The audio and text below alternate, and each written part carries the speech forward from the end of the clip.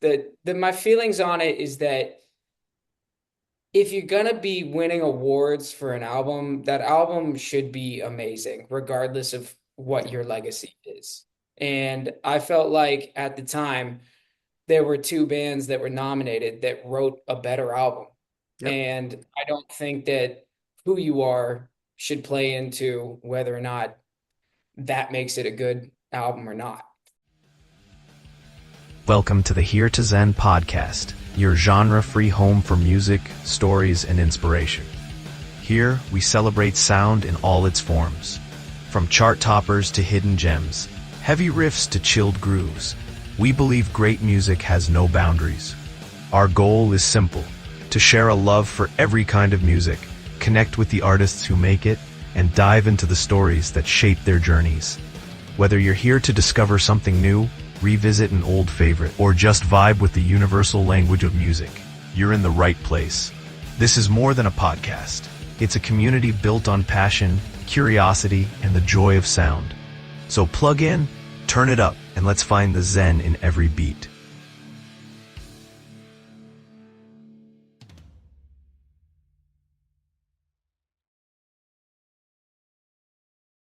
Welcome to the So, Jacks.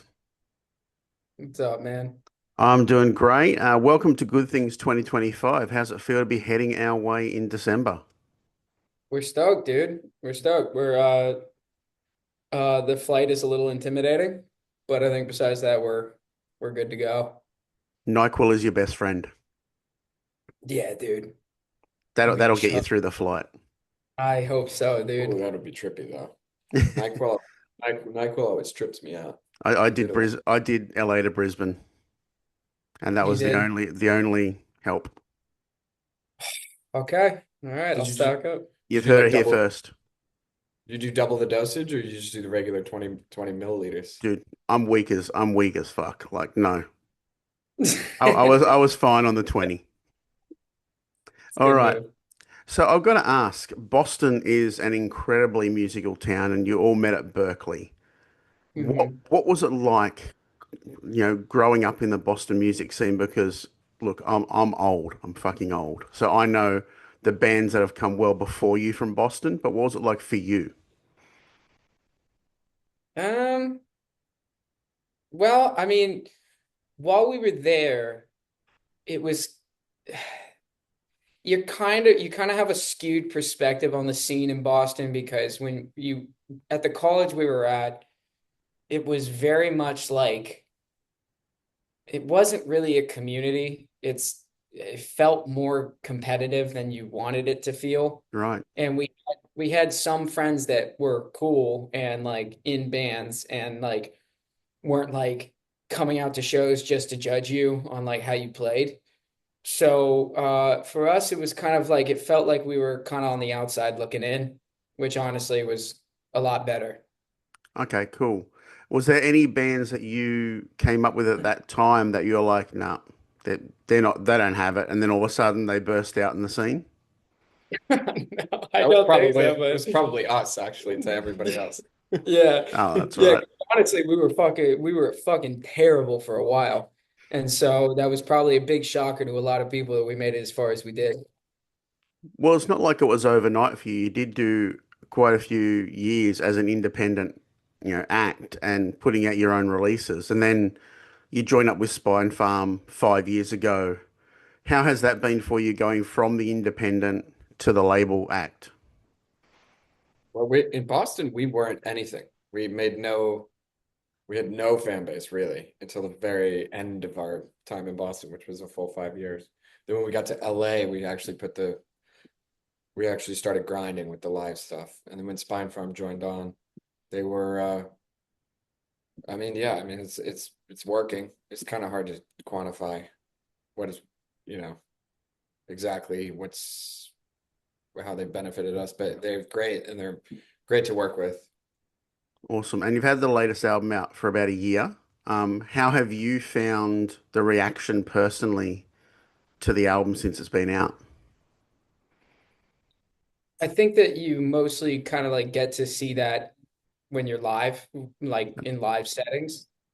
And we did a headline tour last year when the album came out, and there's this moment in Running in Circles where it's kind of like just the guitar and the voice singing the chorus towards the end, and being able Yep. to like step away from the mic and listen to everybody sing that song is just, I mean, it's pretty unreal, you know? Yeah. And that was kind of like, okay, people like this. This is sick.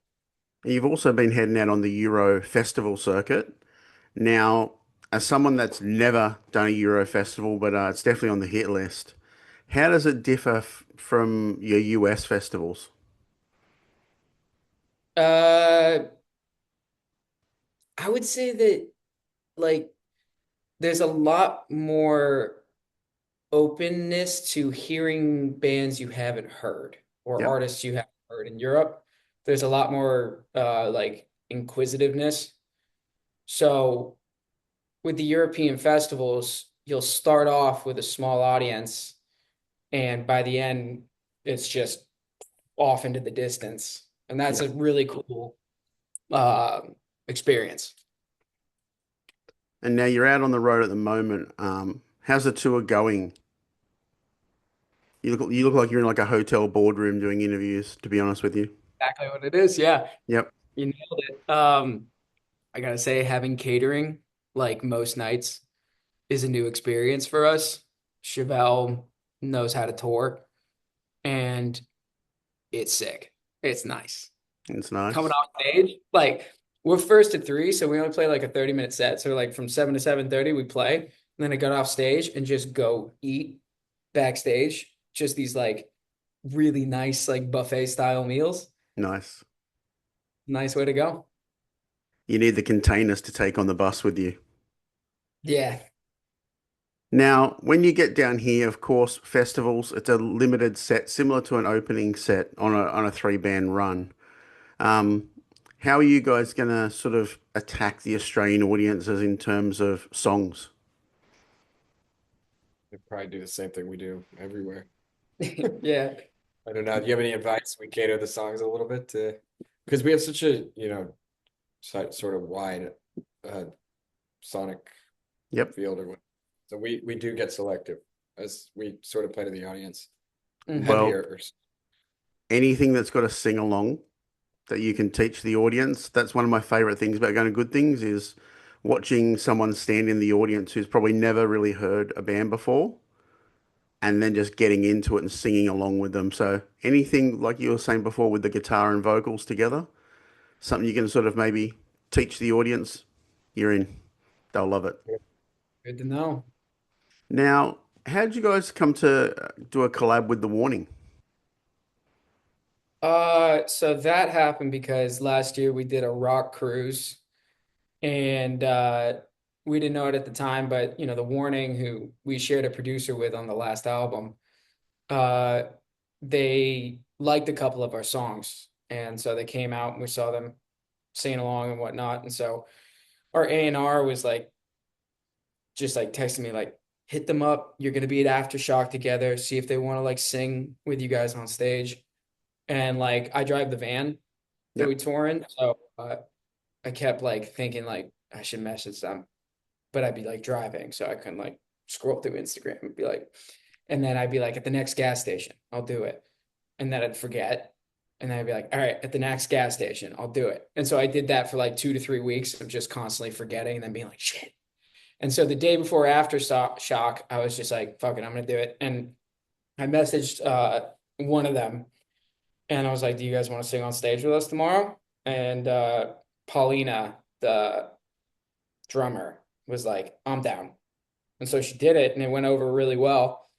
And so it kind of just naturally came together. It was like, all right, well, it went so well there. Let's just put out a version of it with her on it. Nice. Now I've got to Yeah. ask, passenger Jack, what is driver Jack's abilities like in the van? So I gotta watch my words here, dude. Yeah. No, I face the back of the van, so I don't even look out the window, the front window. Right. Uh, so most of the time I'm barely even aware that we're in a van. Although at least a couple times a day, because I work on the table in my headphones.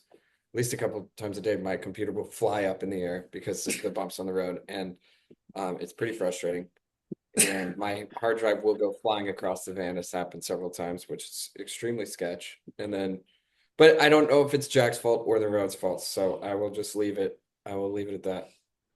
For the reason that you are going to have to get into a van with him later, probably today. He's a great driver. Fantastic. Nothing goes wrong. That's the first thing I should have said. Now, if you were to each of you give a sentence of what Australia can expect at Good Things 2025, what would that sentence be? Uh, it's going to be a sweaty show, not because it's summer, but because you're going to be moving a lot. Passenger Jack? Passenger Jack says, it's gonna be a lot of singing along, and it's gonna be a lot of moshing, baby. It's both bit of both worlds. Awesome. Now, this one's directed directly at Driver Jack. Earlier, I did a bit of a Instagram on you too.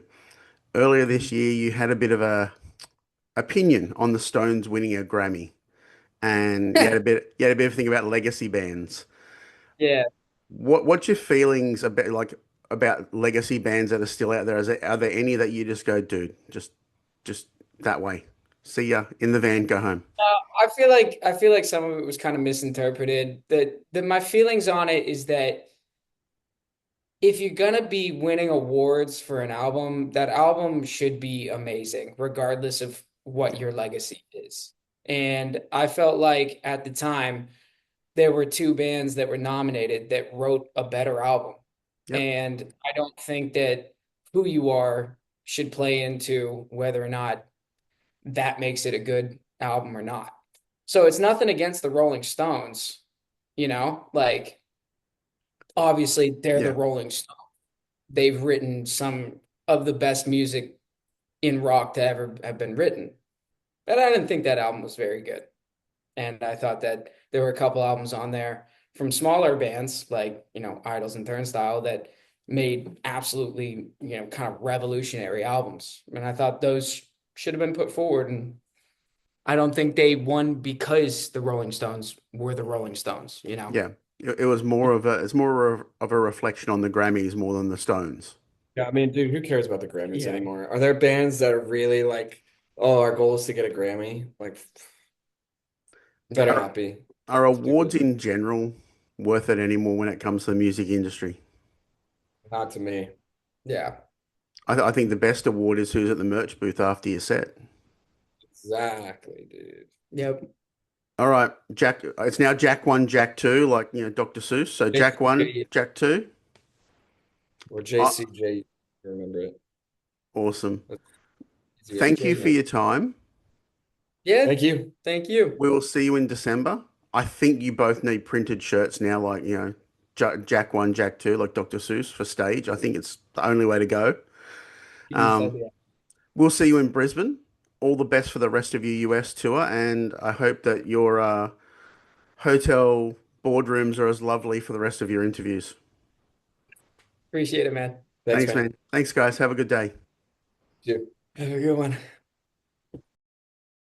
That's a wrap on this episode of the Here to Zen podcast. Thank you so much for tuning in. We truly appreciate every single one of you who listens, shares, and supports what we do.